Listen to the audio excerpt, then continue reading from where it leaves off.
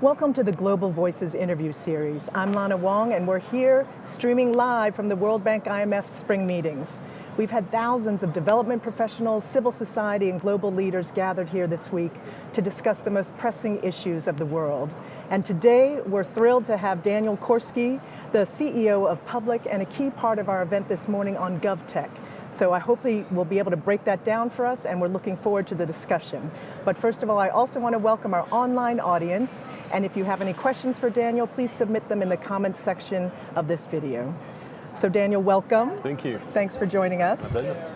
So can you please just explain to us what is Govtech and why is it so important? Yeah, great question. What is Govtech, right?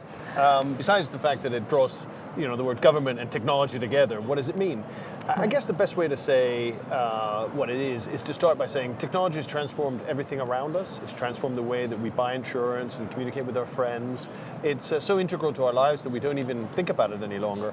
But the reality is that it hasn't really transformed public services in the same way that it's transformed so many other aspects of our society and our economy. Mm-hmm. Many people who work in governments around the world, they lead almost sort of two lives. They lead a private digital life, where they're online, where they're chatting to their friends or buying things. Is it that private? Yeah. Well, we can come to that, but in the sense that they it's their life that they lead, and then there's this public life, professional life, where they'll walk into a ministry of justice or a department of agriculture, and then they'll have to put their smartphone down and operate in the way that probably people have been operating for generations. There's this divide, and Govtech really is a movement that tries to ensure that technology is helping to transform public services so that those public services and ultimately citizens can benefit from the best that technology can provide. Great. So what role do you think members of the international community, like the World Bank, have to play to help governments adopt technology to improve the government services? Hugely important question. The reality is that knowing what to buy by way of technology products and services, knowing how to integrate it into existing systems, knowing what kind of technologies to invest in and what to stay away from, figuring out how to take an existing, perhaps old school business process and modernize it and help technology make it better. That's hugely difficult. It's difficult for the most well-funded and well-established governments, and so it's doubly difficult for countries that have lower capacity, problems with corruption, fraud, crime. Mm-hmm. And so what I think the World Bank can do, particularly through its new Govtech Partnership initiative, is to help some of those countries think through some of the challenges that they face.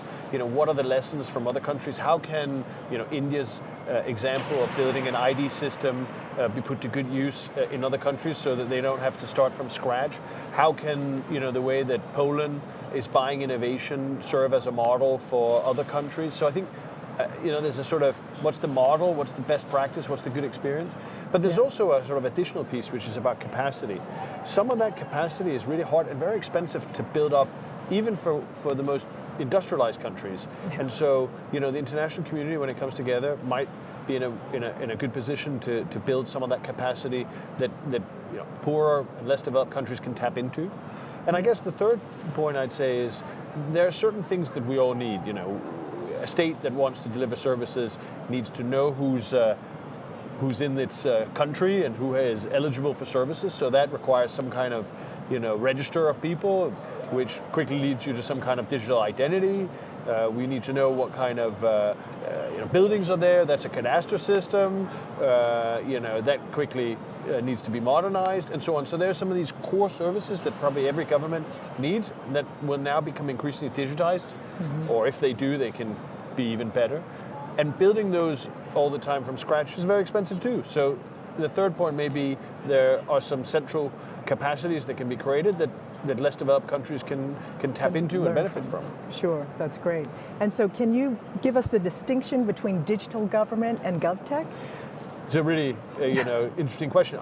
The way I think about it is that we've been on this journey that started 20 years ago, say, and probably more, from the first introduction of computers into ministries of finance. So suddenly the economic models that were being developed were no longer being written out by longhand, but being crunched through computers. That was a sort of the introduction of one digital technology in government. At the same time, foreign ministries across the world moved from sending letters to each other by post to various forms of electronic telegramming each other. So we had a sort of very early, phase of the digitization of public services. And in that phase, the thing that mattered most was just taking existing processes and seeking some kind of economies of scale. Efficiencies. We kind of moved into digital government, which in my mind was much more focused on the citizen. It was really, in many ways, a reaction to what was happening in larger parts of the economy. The way that Google and Uber and many other very well-known companies were putting, citizen experience at the heart of their product offering. Digital government, in many ways, was trying to bring the same kind of thinking, the same kind of, ethos, customer, citizen focused ethos in. But I think we're now moving towards an era of Govtech where the amount of providers that are out there are growing.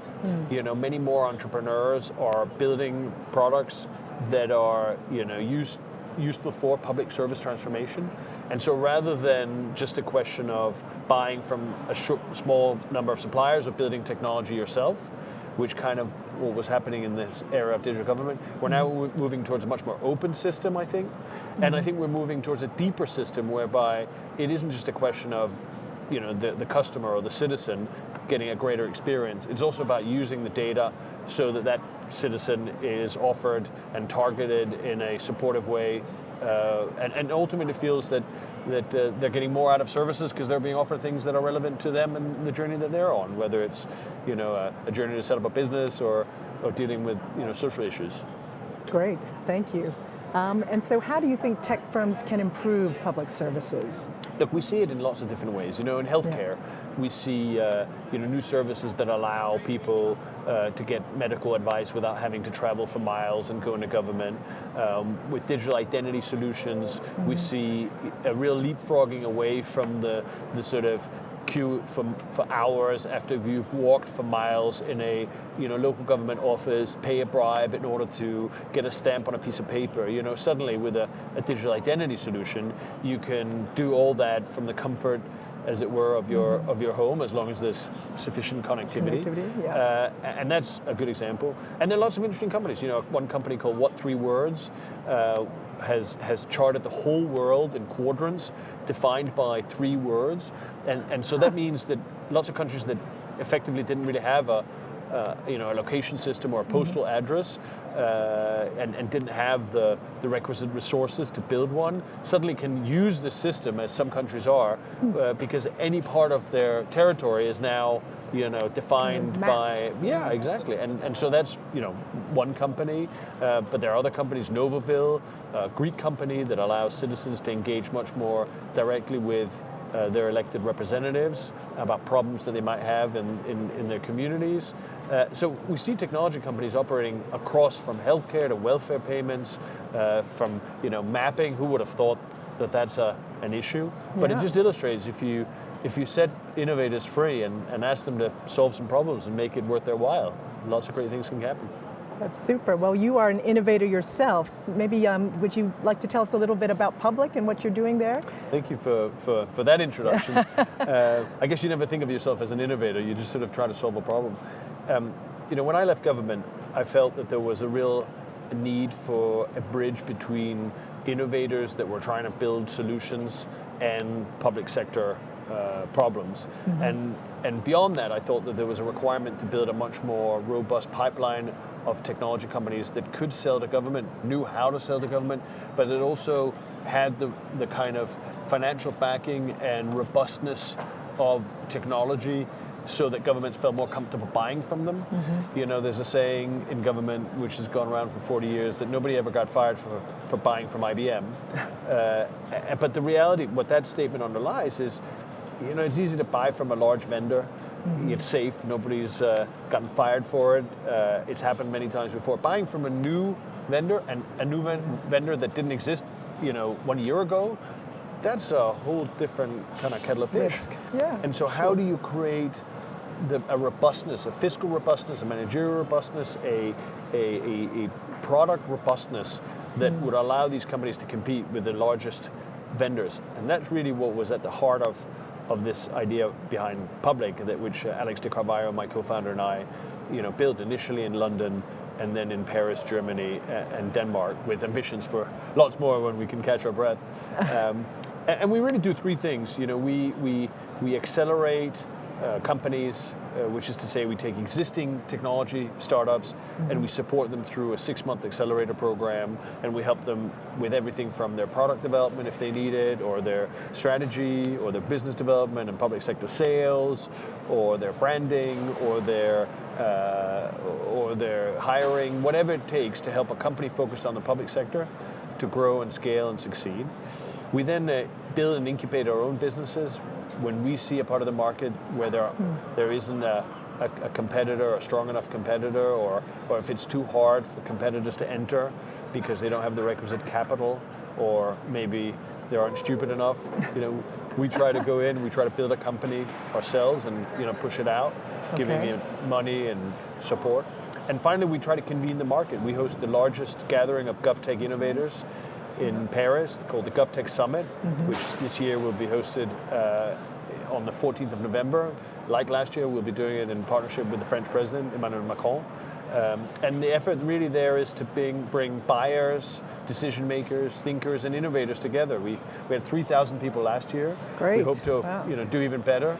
Yeah. And it's the place where, I guess the way I'd put it is, Govtech was always kind of on the margins of other conferences, and we were keen to say, no, we are something in our own right. Put it on the map. We want to be on the map, but also, we don't want to be that little weird conversation down the corridor, past the restrooms, and down the steps. We kind of want it to be center stage in our own way, and that's why we host the Govtech Summit.